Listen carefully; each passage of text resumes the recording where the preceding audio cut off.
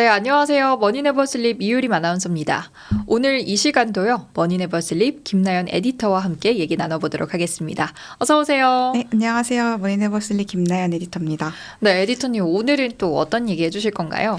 네. 이제 대선 결과를 우리가 앞두고 있는 만큼 이게 결과가 나오고 나면 증시에 또 큰 영향이 있을 텐데요. 네. 그때 우리가 가장 주목해야 하는 이벤트를 한번 꼽아봤습니다. 최근에도 벌써 채권 금리를 뒤흔들고 있는 이슈가 있죠. 바로 미국 재정 적자 이야기입니다. 이 미국 재정 적자라는 게 사실 일반 투자자분들한테는 왜 주목을 해야 되는지가 잘 안 와닿을 것 같습니다. 왜 좀 주목을 해야 될까요? 네, 오늘 저희가 들어볼 전문가는 JP 네. 모건의 데이비드 켈리 수석 전략가인데요. 이분이 이런 질문을 항상 듣는다고 그래요. 지금까지 이렇게 주식, 특히 대형주의 장기 성적이 좋은데 우리가 네. 왜 다른 자산까지 봐야 되냐고 묻는 사람들이 많다. 근데 이 말은 대형주에 지금 투자자들이 많이 쏠려 있다는 거잖아요. 그렇죠. 근데 이 대형주 이슈는 재정 적자에 많이 영향을 받기 때문에 우리가 주목을 해야 하는 건데요. 네. 왜 우리가 주목을 해야 되냐면 재정 적자가 심화되는 상황에서는 앞으로도 미국 대형주 불패 신화가 이어질 것이라고 단언할 수가 없기 때문입니다.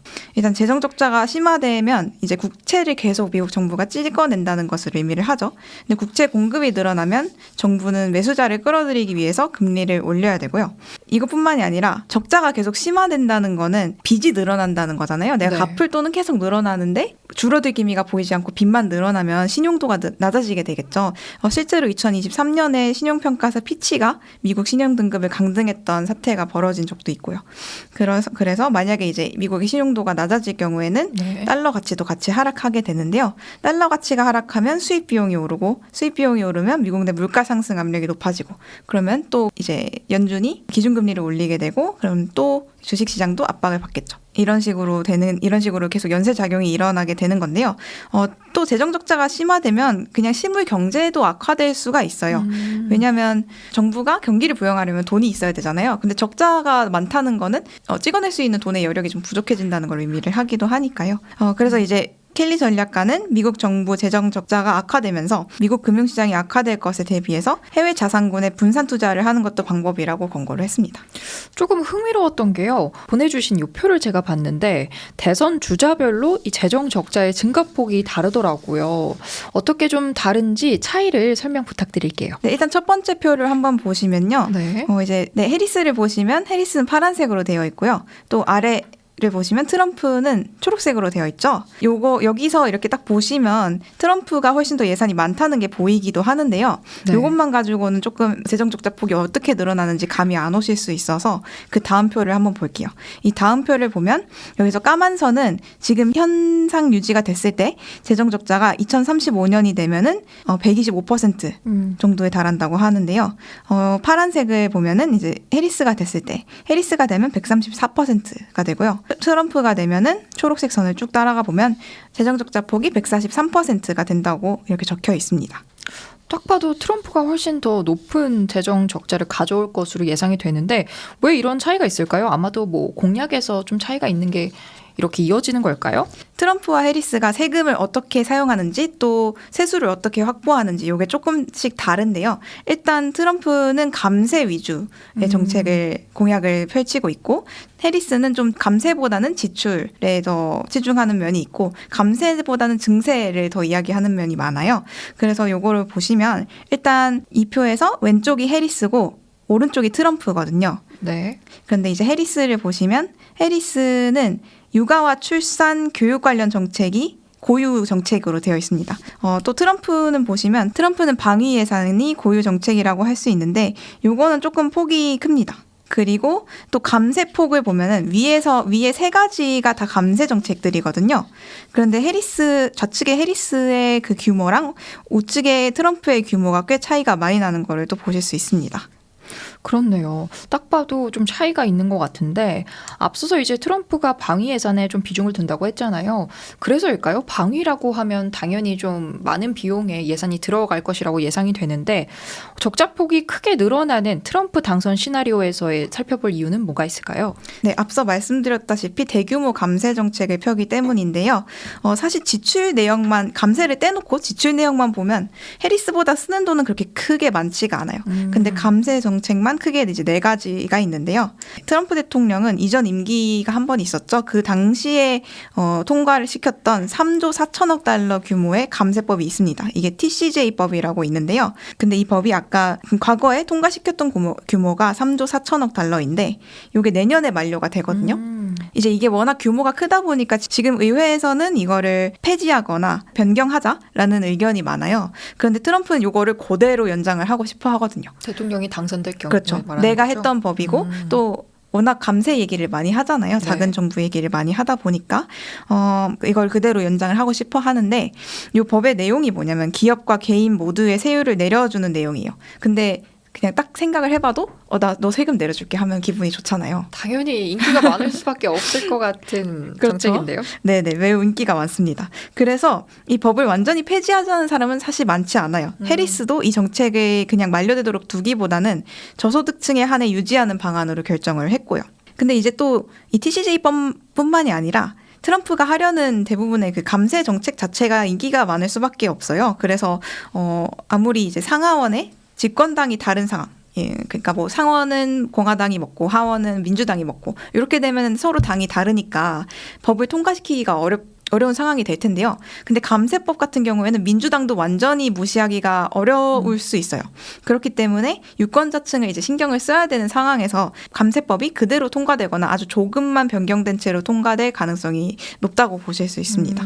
그래서 적자폭이 더 크게 늘 것이라는 예상을 해볼 수 있는 거고요. 네, 실제로 이게 과거 예시를 보면 더 극명하게 드러나는데요. 네. TCJ법이 아까 말씀을 드렸었죠. 트럼프가 실제로 통과시켰던 정책인데 이게 민주당이 처음 이 법을 표결할 때는 0표를 냈어요. 아예 전혀 지지를 안 한 거죠. 연합을 해서. 하지만 민주당이 2018년에 하원을 탈환을 하고 네. 2020년에 상원과 대통령직마저 휩쓸었어요. 그러니까 이거는 행정부랑 의회 둘 다 손에 넣었다는 거죠. 그런 법을 솔직히 마음대로 좀 통과시킬 수가 있는 거잖아요. 그랬는데도 TCJ법을 완전히 소멸시키질 않았고 부분적으로 고치는 정도로만 그쳤어요. 앞으로도 트럼프의 감세 중심 정책이 국회에서 통과될 가능성이 더 높다고 말씀을 드릴 수 있습니다. 그렇다면은 반대로 해리스가 당선됐을 때 그 시나리오에서는 재정 적자폭이 트럼프에 비해서 좀 적게 늘어나는 그런 이유도 또 궁금합니다. 해리스가 당선이 될 때요. 우리가 주목해봐야 되는 게 요소가 하나 있는데 의회를 누가 집권하느냐 이게 좀 중요하다고 볼 수 있거든요. 근데 해리스가 되면은 민주당이 상하원을 둘 다 집권을 하는 게 아니라 둘 중에 네. 하나만 그 중에서도 하원만 집권을 하게 될 가능성이 가장 높게 전망이 되고 있어요. 근데 이런 상황에서는 아무리 하원에서 계속 공약을 통과를 시키더라도 상원에서 비토를 놓고 이렇게 막다른 길에 마주하는 상황이 좀 많이 펼쳐질 가능성이 높은데요. 그래서 해리스가 당선됐을 때는 법이 통과가 되더라도 규모가 줄어들거나 할 가능성도 있는 거죠. 그렇게 생각을 해보면 아무래도 지출폭이 그렇게 크게 늘어나지는 않을 것이다. 이렇게 전망이 되고 있습니다. 네, 반면 트럼프의 공약은 해리스의 공약 대비 의회 동의가 필요하지 않은 종류가 많습니다. 그 대표적인 게 이민 관련 정책 같은 건데요. 이런 거는 의회의 동의를 받지 않고 행정명령만으로도 이제 지출을 할 수가 있어요. 그렇다 보니까 내 맘대로 그냥 말만 하면 지출을 할 수가 있는 거잖아요. 그래서 더 지출폭이 클 것이다라고 예상을 해볼 수 있는 배경 중에 하나고요. 마지막으로 우리가 고려할 수 있는 시나리오가 상원과 하원 모두 공화당이 집권하는 시나리오가 이제 펼쳐질 경우에는 아무래도 트럼프 정책들이 훨씬 더 잘 통과가 되면서 지출폭이 클 것이다라고 생각을 해볼 수도 있는 거고요. 네, 이렇게 또 중요한 내용들 짚어봤는데 사실 이 미국 대선 이슈가 증시의 주요한 키워드로 떠오른 지는 좀 꽤 시간이 오래 지속되고 있잖아요. 이제 막 11월 5일 투표를 시작하면서 거의 피날레에 향해 가고 있는데 이번 선거에서 함께 또 주목해야 할 게 어떤 게 있을까요? 이번에는 대통령이 누가 되느냐도 중요하지만 의회를 어떤 당이 집권하느냐도 좀 주의 깊게 살펴보시면 좋을 것 같습니다. 네. 시나리오가 여러 가지가 있는데 그중에서 가능성이 좀 높은 것들로 가져와 봤는데요. 이건 UBS가 10월 16일 기준으로 내놓은 전망치입니다. 우선 첫 번째 시나리오는 블루 스윕과 레드 스윕이라는 게 있어요. 일단 블루라는 건 민주당을 뜻하고 레드라는 건 공화당을 뜻해요. 네. 근데 이 스윕이라는 거는 휩쓴다는 거잖아요. 그러니까 상하원을 모두 민주당이나 공화당이 집권하는 상황을 이제 블루 스윕, 레드 스윕 이렇게 얘기를 하는데요. 일단 블루 스윕의 가능성은 5%로 매우 낮게 나타났어요. 그렇다는 건 해리스가 당선이 되더라도 정책을 내 맘대로 하기에는 쉽지가 않다라고 보시면 되는 거고요. 반면에 레드 스윕 가능성은 35%예요. 이게 상당히 높은 가능성이라고 할 수 있잖아요. 아무래도. 네. 그렇다 보니까 트럼프가 되고 또 레드 스윕이 될 경우에는 트럼프의 공약들이 그대로 통과될 가능성이 높다. 앞서 말씀드렸던 그런 시나리오가 펼쳐질 수 있다는 거고요. 네. 가장 가능성이 높은 시나리오는 어떤 시나리오일까요? 네. 이 16일 당시에 가장 가능성이 높다고 여겨졌던 시나리오는 해리스가 대통령에 당선이 되고 상원은 공화당, 하원은 민주당이 집권하는 상황입니다. 이게 45%로 나타났어요. 네. 거의 절반에 해당하는 수치네요. 네네.